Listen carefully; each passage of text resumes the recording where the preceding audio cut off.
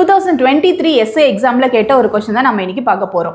எந்த வெப்பநிலையில் செல்சியஸ் அளவும் ஃபாரன்ஹீட் அளவும் சமமாக இருக்கும் அப்படின்னு சொல்லி கேட்டிருக்காங்க.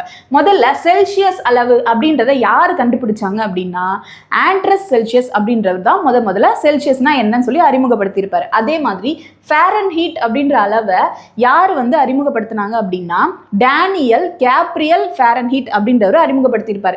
இது ரெண்டுத்துக்குமே எது உதாரணமாக எடுத்திருப்பாங்க அப்படின்னா நீரை தான் உதாரணமாக எடுத்திருப்பாங்க. இப்போ நீரோட கொதிநிலை அது செல்சியஸ்ல பார்த்தோம் அப்படின்னா 100 டிகிரி செல்சியஸ் தான் நீரோட கொதிநிலையா இருக்கும். அதே செல்சியஸ்ல நம்ம நீரோட உருகுநிலை பார்த்தோம் அப்படின்னா 0 டிகிரி செல்சியஸ் தான் நீரோட உருகுநிலையா இருக்கும்.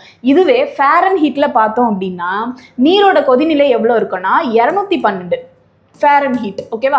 அதே மாதிரி நீரோட உருகுநிலை எதில் ஃபாரன்ஹீட்டில் பார்த்தோம் அப்படின்னா மொத்தம் 32 ஃபாரன்ஹீட் தான் நீரோட உருகுநிலை. இப்போ இந்த கொஸ்டினில் எந்த வெப்பநிலையில் செல்சியஸ் அளவும் ஃபாரன்ஹீட் அளவும் சமமாக இருக்கும் அப்படின்னு சொல்லி கேட்டிருக்காங்க.